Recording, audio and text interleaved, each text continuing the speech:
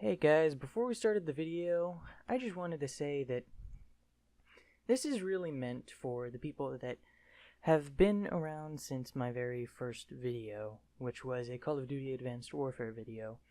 And that is on private, and I don't really plan on releasing it anytime soon just because I wasn't proud of the way it was made.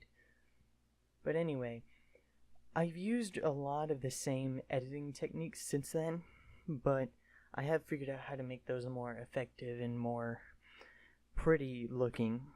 So this is really a video for those guys, the ones that are interested in seeing that, but also if you're planning to get into YouTube editing on your own, this is a good place to start because you'll get to see how I do things and how I've learned a lot of professional video editors really manage their workflow. So I just wanted to say that before anyone started asking, this is only your 4th video on your channel, why are you already telling us how you edit videos? This is really meant for those people that have been around for however long they've been around. But if you're still interested, continue to watch the video, leave a like, comment, and subscribe, and I will see you guys next time. Cue the intro.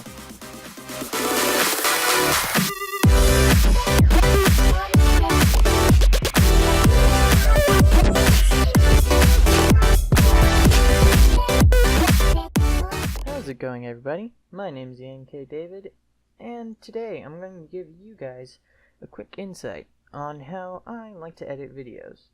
So the video that this is going to be for is going to be my Rocket League video. And as you can see here, there is a lot of stuff going on. And basically what it is I take the video that I start with, which is usually just the game, and I start by, ooh, that's not where I wanted to go, but that's okay. I start by putting in the full raw video, which is right here. I usually keep all of my stuff in this tray over here, and it stays there. And if I need to add anything, then I add it in after I come across needing it. And I've got my outro and my intro and all of my face capture footage, and this is the one with my actual game in it. As you can see there, this is for all my Rocket League stuff. Now, at the time of watching this, I may not actually have my Rocket League video up, in which case, consider yourself lucky, because you get a good little insight on how I do things. So, I have gone through this entire thing, and right here what you see is my game video. And then what I do on top of that is I take the footage that takes my face cam, which is this right here. I right click and it brings up a little menu if it wants to, or if it just wants to freeze, that's fine. Whoop. Join. I don't know what just happened there. Whoop. Well, nothing's wrong. At least doesn't look like it. Anyway, so I right click and I go to add DVE. And what this does is it gives me this little thing here. And what I can do with this is I can make the video bigger or smaller, as big as I want to, really. And, whoa, are you gonna go? There it goes. And I position it to about the right size, and I move it up using these. These are what let me move it up or down on the screen. And I can do that with just about any video, but that's how I get my face cam up here in the top right. But anyway, once I do that, I usually line up the footage, and there is a dead giveaway as to when I hit play. And in some videos, you won't see them, but it's when I hit pause. I will usually sync up my pause with, or not my pause, I will sync up my unpause whenever I click exit with the exact point that I say hello. And what that does is it makes things easier for me in post-processing. That way I don't have to sit there and guess and check wherever anything's gonna go. Because I do record my audio separately from my game capture. And the reason for that is if I'm playing with a friend, the audio of me tends to overpower the audio of them. If I record my audio separately from their voice, I am able to raise their voice or lower mine so that all of that balances out. But what I usually do after that is I sync up all the sound in the video, and this is all of the sound files. I make sure that all of those are leveled properly. I usually go through every video, and let's see where I had to change it. Right here. Right here, the audio was too low, so I had to raise it so that it matches with the rest. And usually my videos aren't titled, but this is why I use Lightworks, which is the program I'm using, Lightworks. I use Lightworks because it color codes all of the videos before you put them in. So if I was to take this, you'd be able to tell which one it matched up with, because all you would have to do is match the colors. Now, I don't believe that I actually used this footage because it was from this game. And when you watch this video, you'll find out that this game didn't actually record the way I wanted it to. My voice did not capture, and I actually missed half the game. But that's alright. I didn't use it, and that's fine. Half of my video I don't even use because it is just either me being absolutely silent or it's just no fun to watch. But usually I line up all these, I make sure that I go through all the cuts, and I watch it a time through. And you can't hear anything right now, but that's okay. And I always include a random little clip right before my intro.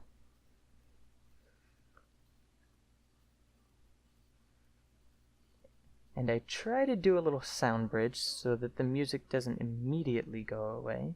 And the reason for that is it is extremely boring if you just cut the music immediately and then go straight into the video. But I watched this through. I can speed it up right now. And I can watch it in up to like 5 times speed.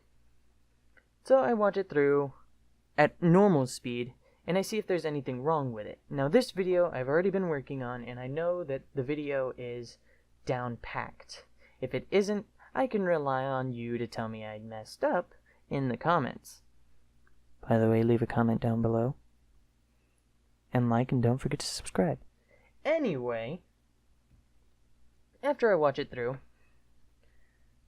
I decide, alright, this looks good, so now it is time to add the most important part. Now I go here, and right on my desktop I have a specific folder dedicated just to this. And it is right here. This is my video music folder. And all the artists on here have either given me a commercial use license in order to use their music, or their music is royalty free by default. This song here, Never Be Alone, I have requested the user's access, or the maker's access, in order to use this in my videos, and the Fat Rat, which is the person who made this, actually sent me a link of all the songs that they have that are free to use. And those videos I would love to use for time lapses, which is probably what's going to end up going on top of this video. But in here I have a bunch of music that I like to use, and it doesn't look like it wants to let me use any of this. The problem that I have with Lightworks is that it can be really janky sometimes about what videos it does and doesn't want you to use. So there is a specific folder for all my music. So what I ended up doing is there is a folder and there's a bunch of these in it. And what these are exactly is it's a compilation of all of those songs that are within here. Because sometimes it'll let me upload songs, like this one. It'll let me upload it, which is why it's a different shade than the rest of them. But oftentimes it won't. So there is a specific folder set aside just for these. And these are all videos, but I can do a little trick where I import only the sound from these videos. And what I have to do is I have to find a song that I like, and I really have to decide if that is a proper song to use for this bit of the video.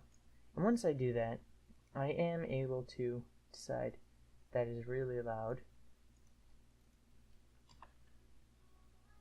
So I do a lot of just video testing to make sure that the sound sounds right. This is all the Fat Rat. Produce 1 is Fat Rat. This one is actually the album from which I got my intro from. It's from this amazing group called 99 Lives. And these are an amazing group, and you should check out all of the artists within this. But I like using their videos, or their songs, because it's very action-filled for the most part. Which some might argue is a bad thing, but I really don't feel as if it is if you find the right song for what you're trying to do. And there is quite a lot of options that I could go to. It's all just a matter of finding the proper ones for whatever I'm trying to do at the moment.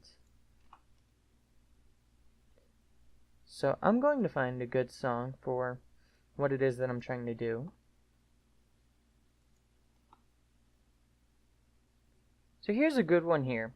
So I set the boundaries for how far I want it to go, and I'm sorry that you can't hear the music. I'm just trying to make sure that I don't give away too much of the video. But you'll know exactly what song I'm choosing once the video comes out if you haven't seen it already. If the video is out and you haven't seen it, I'm going to leave that annotation in the top left of the screen right now. So go ahead, click on that video if you really want to find out what this song is. And if you go check out that video, don't forget to leave a like and a comment on that one as well if you liked it. But we're just going to find the boundaries of this song, which ends right there. So we'll go ahead and we'll set it to where we only take the audio, and I've designated a special track just for music here. So since it's selected with only those 2 points, I can just drag this little tile here, bring it down there, and there's our music. So it is a little loud, it's overpowering my voice. So if I just put my wheel over it and I scroll, you'll see on the right over there that it is actually lowering the volume of the song. And that's something that I like to do as just little effect. It gives it a nice feeling to it. But I do like to give a fade in on the music, just because that's how I've learned to mess with music, and that's how it'll always be. So we can set what's called a keyframe right there, and there's a keyframe over here. Let's make sure that I'm at the very end right there, and we can just drag this down to mute if it wants to let me drag. And where's it at? There it is. And as you can see, it stays up there, this little yellow line which indicates volume, but it's completely muted over here. So if we do that with both of them, now it's completely muted, and if I hit play, then the music that I added slowly fades in.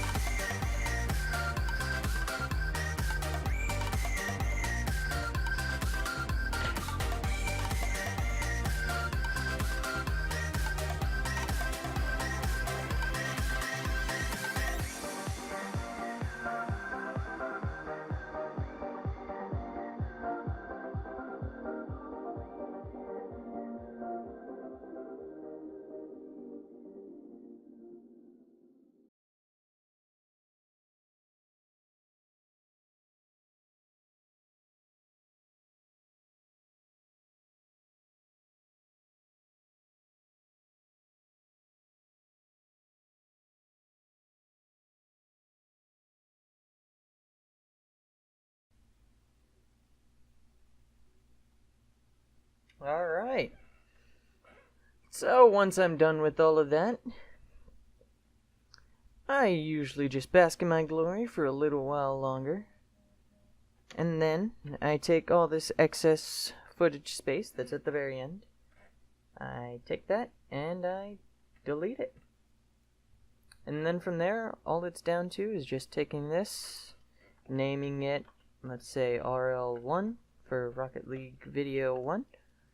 It's in the correct format, everything's good here, and start that, and you just let it do its thing. But yeah, guys, that's how I edit a video.